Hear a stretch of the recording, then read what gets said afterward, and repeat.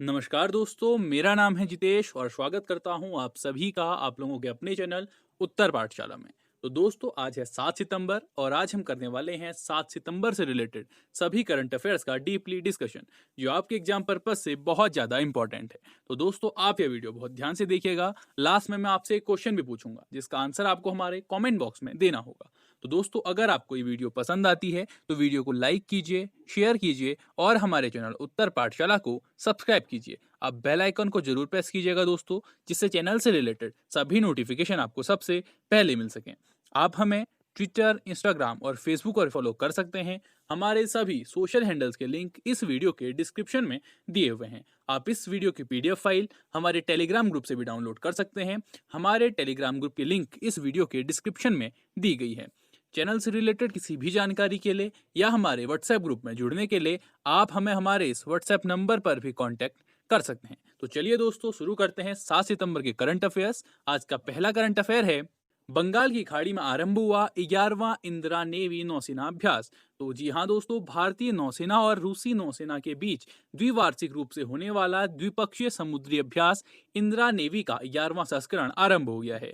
द्विवार्षिक द्विपक्षीय समुद्री अभ्यास का आयोजन बंगाल की खाड़ी में 4 से 5 सितंबर 2020 तक किया गया। समुद्री अभ्यास इंदिरा नेवी दोनों नौसेनाओं के बीच दीर्घकालिक रणनीतिक संबंध का प्रतीक है। इंदिरा नेवी 2020 अभ्यास दो देशों की नौसेनाओं द्वारा बनाए अंतर संचालन को मजबूत करने का प्रयास है। यह समझ के साथ साथ बहुआयामी समुद्री ऑपरेशन की प्रक्रियाओं में भी सुधार करेगा। इस वर्ष कोविड-19 महामारी द्वारा लगे प्रतिबंधों के चलते बिना संपर्क के केवल समुद्र में द्विपक्षीय समुद्री अभ्यास किया जाएगा। तो जी हाँ दोस्तों, बंगाल की खाड़ी में इंदिरा नेवी का 11वां संस्करण शुरू हुआ है और वो किस किस के बीच में हुआ है? भारतीय नौसेना और रूसी नौसेना के बीच। ये रहा दोस्तों मैप में रूस। बात करें रूस की, तो रूस पूर्वी यूरोप और उत्तर एशिया में स्थित एक विशाल आकार वाला देश है। कुल 1,70,75,400 वर्ग किलोमीटर के साथ यह विश्व का सबसे बड़ा देश है। आकार की दृष्टि से यह भारत से 5 गुना से भी अधिक है। इतना विशाल देश होने के बाद भी रूस की जनसंख्या विश्व में 7वें स्थान पर है, जिसके कारण रूस का जनसंख्या घनत्व विश्व में सबसे कम है। रूस की अधिकांश जनसंख्या इसके यूरोपीय भाग में बसी हुई है। इसकी राजधानी मॉस्को है और रूस की मुख्य राजभाषा रूसी है। रूस के साथ जिन देशों की सीमाएं मिलती हैं उनके नाम हैं Norway, Finland, Estonia, Latvia, Lithuania, Poland, Belarus, Ukraine, Georgia, Azerbaijan, Kazakhstan, चीन, मंगोलिया और उत्तर कोरिया। यह है दोस्तों रूस का ध्वज और यह है रूस का कुल चिन्ह। रूस की जो राजधानी है दोस्तों वो है मॉस्को और मॉस्को ही रूस का सबसे बड़ा नगर है। वहाँ की जो राजभाषा है दोस्तों है वो रूसी और वहाँ की जो सरकार है उसका प्रकार है अर्ध राष्ट्रपतीय महासंघ सरकार और वहाँ के राष्ट्रपति हैं व्लादिमीर पुतिन और प्रधानमंत्री हैं दिमित्री मेदवेदेव। और वहाँ के उच्च सदन को बोला जाता है संघीय परिषद और निम्न सदन को बोला जाता है दोस्तों सीनेट ड्यूमा। और रूस की जो मुद्रा है दोस्तों वो है रूबल। नेक्स्ट करंट अफेयर है, प्रहलाद सिंह पटेल ने ब्रिक्स संस्कृति मंत्रियों की बैठक में वर्चुअली हिस्सा लिया है दोस्तों। तो जी हाँ दोस्तों, रूस की अध्यक्षता में 5वीं ब्रिक्स संस्कृति मंत्रियों की बैठक आयोजित की गई। 5वीं ब्रिक्स संस्कृति मंत्रियों की बैठक में केंद्रीय संस्कृति और पर्यटन राज्य मंत्री प्रहलाद सिंह पटेल द्वारा भारत का प्रतिनिधित्व किया गया। बैठक के प्रतिभागियों ने ब्रिक्स देशों के सांस्कृतिक क्षेत्र पर महामारी की स्थिति के प्रभाव पर विचार विमर्श किया। साथ ही इसमें ब्रिक्स के भीतर संयुक्त सांस्कृतिक ऑनलाइन परियोजनाओं के संभावित कार्यान्वयन की भी समीक्षा की गई। 5वीं ब्रिक्स संस्कृति मंत्रियों की बैठक में ब्राजील, भारत, चाइना, रूस और दक्षिण अफ्रीका के संस्कृति मंत्रालयों के प्रतिनिधियों ने हिस्सा लिया दोस्तों। तो जी हाँ दोस्तों, प्रहलाद सिंह पटेल ने ब्रिक्स संस्कृति मंत्रियों में बैठक में वर्चुअली हिस्सा लिया है। बात करें ब्रिक्स की, तो ब्रिक्स उभरती राष्ट्रीय अर्थव्यवस्थाओं के एक संघ का शीर्षक है। इसके घटक राष्ट्र ब्राजील, रूस, भारत, चीन और दक्षिण अफ्रीका हैं। इन्हीं देशों के अंग्रेजी के नाम के प्रथम अक्षरों BRIC व S से मिलकर इस समूह का नामकरण हुआ है। इसकी स्थापना 2009 में हुई और शुरुआत में इसके 5 सदस्य थे। मूलतः 2010 में दक्षिण अफ्रीका के शामिल हो जाने से पहले इसे ब्रिक के नाम से जाना जाता था और उसके बाद इसे ब्रिक्स बना दिया गया। रूस को छोड़कर ब्रिक्स के सभी सदस्य विकासशील या नव औद्योगिकृत देश हैं जिनकी अर्थव्यवस्था तेजी से बढ़ रही है। ये राष्ट्र क्षेत्रीय और वैश्विक मामलों पर महत्वपूर्ण प्रभाव डालते हैं। वर्ष 2019 तक पांचों ब्रिक्स राष्ट्रीय दुनिया के लगभग 42% आबादी का प्रतिनिधित्व करते हैं और एक अनुमान के अनुसार ये राष्ट्र संयुक्त विदेशी मुद्रा भंडार में 4 खरब अमेरिकी डॉलर का योगदान करते हैं। इन राष्ट्रों का संयुक्त सकल घरेलू उत्पाद 15 खरब अमेरिकी डॉलर का है। ब्रिक्स देशों का वैश्विक जीडीपी में 23% का योगदान है दोस्तों, तथा विश्व व्यापार के लगभग 18% हिस्से में महत्वपूर्ण भूमिका निभाता है। इसे R5 के नाम से भी जाना जाता है क्योंकि इन पांचों देशों की मुद्रा का नाम R से शुरू होता है। वर्तमान में दक्षिण अफ्रीका ब्रिक्स समूह की अध्यक्षता करता है और ब्रिक्स का 10वां शिखर सम्मेलन दक्षिण अफ्रीका में हुआ था दोस्तों। अगला करंट अफेयर है, आरबीआई ने संशोधित प्राथमिकता प्राप्त क्षेत्र उधार के लिए दिशा निर्देश जारी किए हैं दोस्तों। तो जी हाँ दोस्तों, भारतीय रिजर्व बैंक द्वारा प्राथमिकता प्राप्त क्षेत्र उधार दिशा निर्देशों की व्यापक समीक्षा की गई है। पीएसएल दिशा निर्देशों की समीक्षा उभरती राष्ट्रीय प्राथमिकताओं के साथ संरेखित करने और समावेशी विकास पर गहन ध्यान केंद्रित करने के लिए की गई है। नए दिशा निर्देश ऋण को कमी वाले क्षेत्रों में ऋण गति को बेहतर करने में सक्षम होंगे और छोटे और सीमांत किसानों और कमजोर वर्गों को उधार देने में वृद्धि करेंगे। साथ ही यह नवीकरणीय ऊर्जा और स्वास्थ्य बुनियादी ढांचे के लिए ऋण को बढ़ावा देगा। भारतीय रिजर्व बैंक द्वारा संशोधित पीएसएल दिशा निर्देशों को प्राथमिकता प्राप्त क्षेत्र में वित्त के लिए पात्र कुछ नई श्रेणियों में शामिल किया गया है। इनमें सौर ऊर्जा संयंत्रों की स्थापना के लिए किसानों को ऋण शामिल है। कंप्रेस्ड बायोगैस संयंत्रों की स्थापना के लिए ऋण और स्टार्टअप के लिए 50 करोड़ रुपए तक का ऋण बैंक वित्त में शामिल है दोस्तों। तो आरबीआई ने संशोधित प्राथमिकता प्राप्त क्षेत्र उधार के लिए दिशा निर्देश जारी किए हैं दोस्तों। बात करें संशोधित पीएसएल दिशा निर्देशों की मुख्य विशेषताओं के बारे में, तो प्राथमिक प्राप्त क्षेत्र के ऋण के प्रवाह में क्षेत्रीय असमानताओं को दूर करने के लिए पहचान किए गए जिलों में वृद्धिशील प्राथमिकता प्राप्त क्षेत्र ऋण को उच्च प्राथमिकता दी गई है, जहां प्राथमिकता प्राप्त क्षेत्र ऋण प्रवाह तुलनात्मक रूप से कम है। छोटे और सीमांत किसानों और कमजोर वर्गों के लिए निर्धारित लक्ष्यों को चरणबद्ध तरीके से बढ़ाया जा रहा है। किसान उत्पादक संगठनों, किसान उत्पादक कंपनियों के लिए ऋण उच्च ऋण सीमा को पूर्व निर्धारित मूल्य पर अपनी उपज के सुनिश्चित विपणन के साथ खेती करने के लिए निर्दिष्ट किया गया है। नवीकरणीय ऊर्जा के लिए ऋण सीमा दोगुनी कर दी गई है और स्वास्थ्य के बुनियादी ढांचे में सुधार के लिए स्वास्थ्य बुनियादी ढांचे, आयुष्मान भारत सहित के लिए ऋण सीमा दोगुनी कर दी गई दोस्तों। अब बात करें रिजर्व बैंक ऑफ इंडिया की, तो रिजर्व बैंक ऑफ इंडिया का हेडक्वार्टर है दोस्तों मुंबई महाराष्ट्र में और इसकी स्थापना हुई थी 1 अप्रैल 1935 को और वर्तमान में इसके गवर्नर हैं Shaktikanta Das. Next current affair है, पंजाब सरकार ने लॉन्च की आई रखवाली ऐप। तो जी हाँ दोस्तों, पंजाब सरकार ने राज्य में हरियाली बनाए रखने और पंजाब में पर्यावरण संरक्षण के लिए आई रखवाली ऐप को लॉन्च किया है। इस ऐप को राज्य सरकार विकसित पंजाब में पर्यावरण को बनाए रखने के प्रक्रिया में लोगों के हितधारकों को जोड़कर रखने के प्रयास के तहत बनाया गया है। आई रखवाली ऐप लोगों को अधिक से अधिक पेड़ लगाने और ग्रीनरी सेवियर्स बनने के लिए भी प्रेरित करेगा। इस ऐप का इस्तेमाल पेड़ों की अवैध कटाई के साथ साथ जंगलों को किसी भी नुकसान की सूचना संबंधित वन प्रभागीय अधिकारियों के संज्ञान में मामला लाने के लिए भी किया जा सकता है। इस तरह राज्य इस प्रक्रिया में लोगों को एक हितधारक बनाकर अपने वन क्षेत्र की सुरक्षा सुनिश्चित कर सकेगा। तो जी हाँ दोस्तों, आई रखवाली ऐप किसने लॉन्च किया है? पंजाब सरकार ने। तो ये रहा दोस्तों मैप में पंजाब। बात करें पंजाब की, तो पंजाब उत्तर पश्चिम भारत का एक राज्य है जो बृहत्तर पंजाब क्षेत्र का एक भाग है। इसका दूसरा भाग पाकिस्तान में है। पंजाब क्षेत्र के अन्य भाग हरियाणा और हिमाचल प्रदेश राज्यों में है। इसके पश्चिम में पाकिस्तान पंजाब, उत्तर में जम्मू और कश्मीर, उत्तर पूर्व में हिमाचल प्रदेश, दक्षिण और दक्षिण पूर्व में हरियाणा, दक्षिण पूर्व में केंद्र शासित प्रदेश चंडीगढ़ और दक्षिण पश्चिम में राजस्थान राज्य हैं। राज्य की कुल जनसंख्या 2,47,43,336 है एवं कुल क्षेत्रफल 50,362 वर्ग किलोमीटर है। केंद्र शासित प्रदेश चंडीगढ़ राज्य की राजधानी है, जो कि हरियाणा राज्य की भी राजधानी है। पंजाब के प्रमुख नगरों में अमृतसर, लुधियाना, जालंधर, पटियाला और भटिंडा शामिल हैं दोस्तों।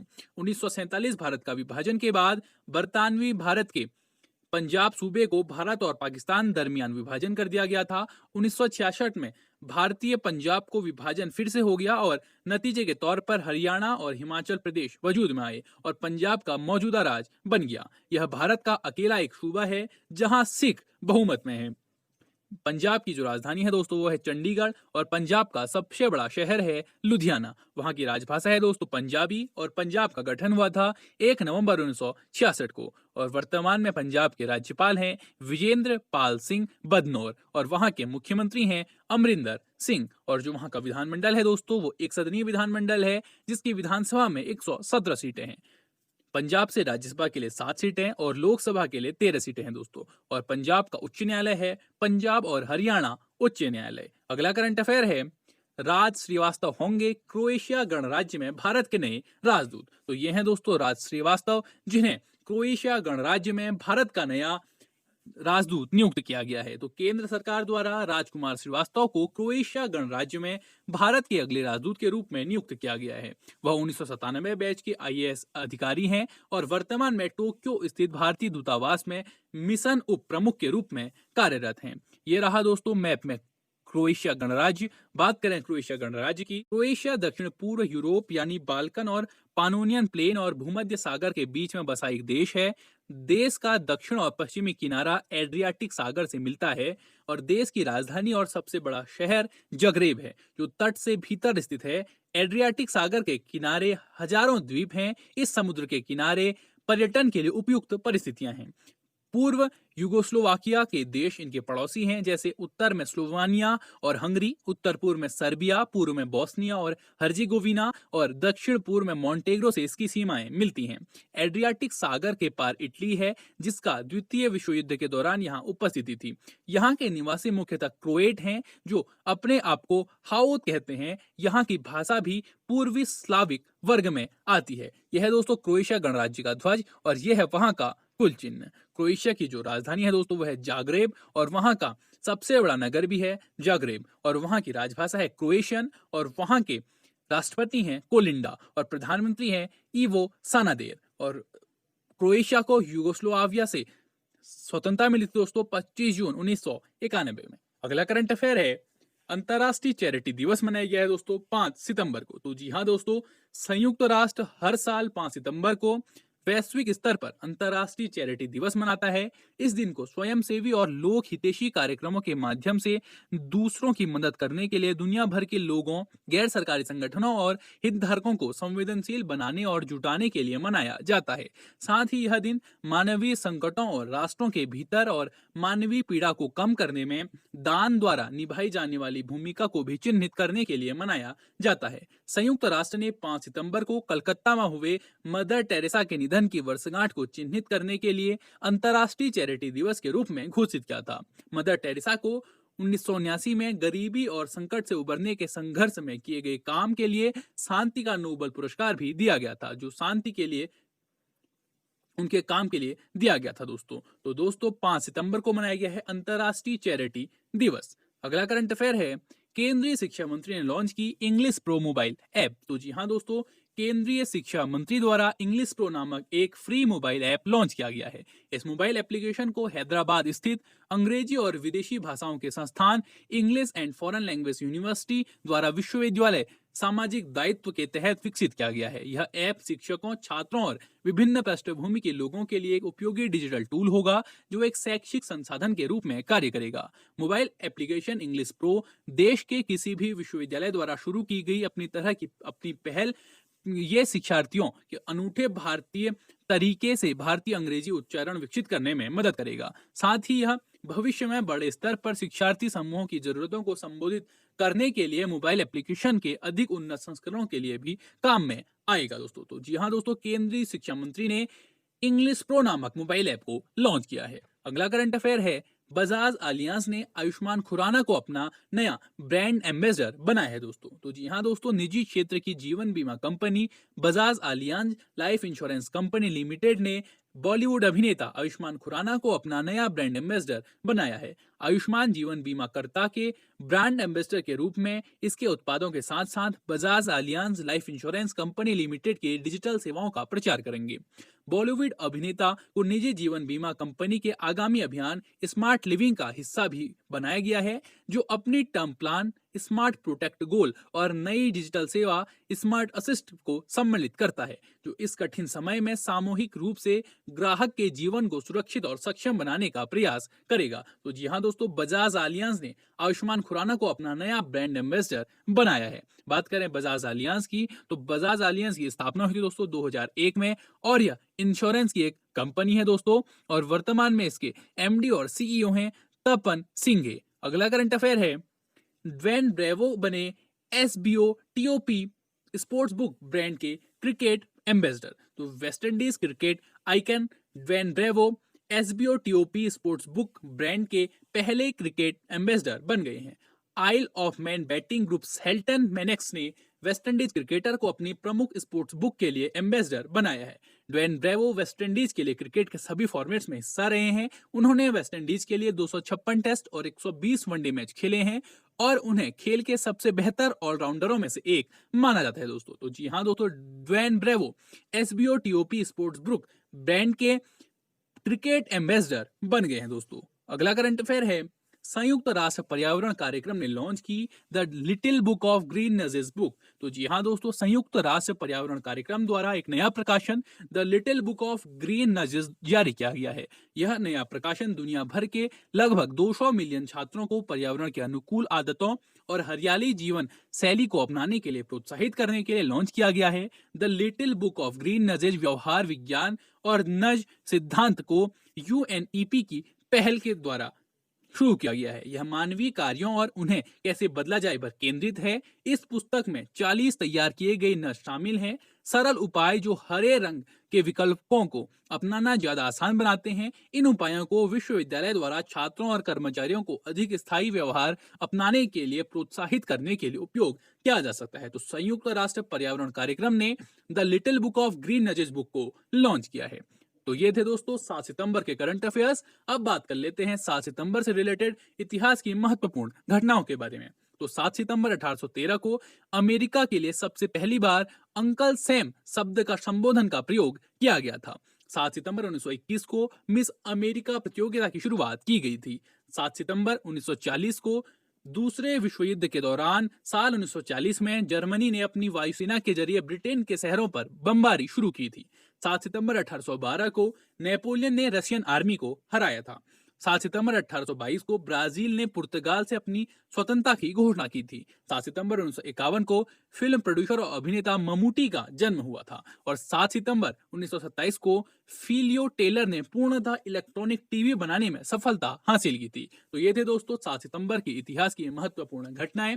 अब बात करते हैं हमारे पिछली वीडियो के क्वेश्चन के बारे में। हमारी पिछली वीडियो का क्वेश्चन था, किस मंत्रालय ने वाटर हीरोज प्रतियोगिता का शुभारंभ किया है? और इस प्रश्न का सही उत्तर है दोस्तों ऑप्शन नंबर बी, जल शक्ति मंत्रालय। तो जी हाँ दोस्तों, जल शक्ति मंत्रालय ने वाटर हीरोज प्रतियोगिता का शुभारंभ किया है। और इस प्रश्न का सही आंसर दिया है मनीष ममगई ने।